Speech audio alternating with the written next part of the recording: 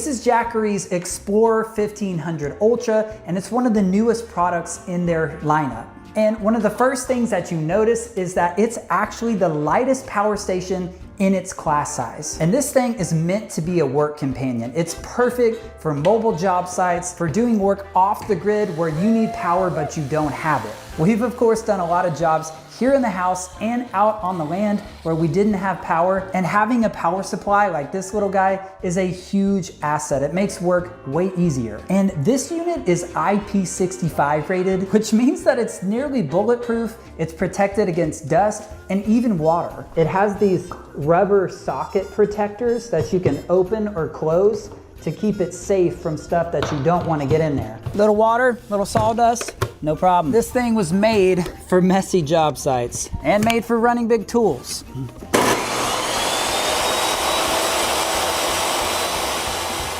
And even though the Explorer 1500 Ultra is really small and compact, it delivers 1800 watts of rated output with 3600 watts of peak power for surge heavy tools. And with an over 1500 watt hour battery, you can basically power anything with this little unit. Another reason why I'm a big fan of this unit is because it's so incredibly portable. It weighs just under 40 pounds, which is about half the weight of a lot of its competitors. Charging speed is another standout feature of the Explorer 1500, as using AC power, you can charge it in about an hour and a half. But you can also charge it using solar, and with the right setup, it would take about 2.5 hours. And long term, this thing's built to last. It uses an LFP battery rated for about 10 years of use, or about 4,000 cycles, which is a ton. And it also comes with a 5-year warranty. So this isn't just a trendy little piece of tech, it's a durable investment. So if you need a mobile work setup, if you're working outdoors, if you're camping and off-grid, this is one of the most capable,